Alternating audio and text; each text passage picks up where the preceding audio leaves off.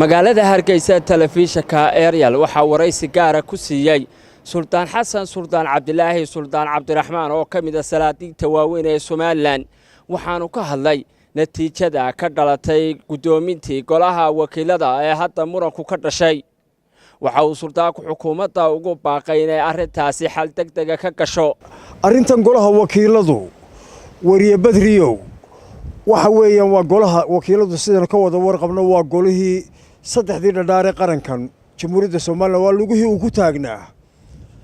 waxa kasta oo wanaagsan oo ka soo baxaana saameyn guud bay ku leedahay qarankii mana qurux badna golayaasha qaranka inay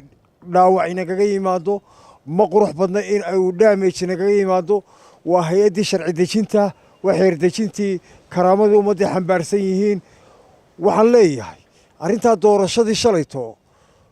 waxaan baaq u dirayaa xukuumadda Soomaaliland inay ka odayeyso isla mar ahaantaana ay dhex gasho wixii khalkhal iyo khilaaf ee ka yimaada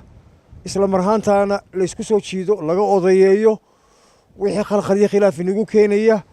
uma baahnin maanta in golahaasi uu waxyeelay inaga soo gaadho adduunyada systemkan adduunyada u socoto kale u socday dalkeenu maadaama saddexdii gole qaran iyo saddexdii lugood ee Soomaaliland ku taagantay ka mid yahay isla markaana yahay halbowlihii ummadan waxa weeyaan in maanta ay xukuumaddu ka odayeyso islaax iyo tasliixna laga dhex raadiyo system siyaasadeed oo diblomaasiyadaysanna lagu dhameeyo oo arrinteenaasi banaanka u bixin oo arrinteenaasi ayna meel kale inaga tagin oo arrinteenaasi ayna khalkhal iyo khilaaf dambe ugu abuurin sidaasaan ku talinayaa geesta kale sultaanka ayaa sheegay arrintaasi haddii xukuumaddu xal ka gali weydo inay salaadiin ahaan gali doonaan waxa weeye anagu si dadban inaan u galno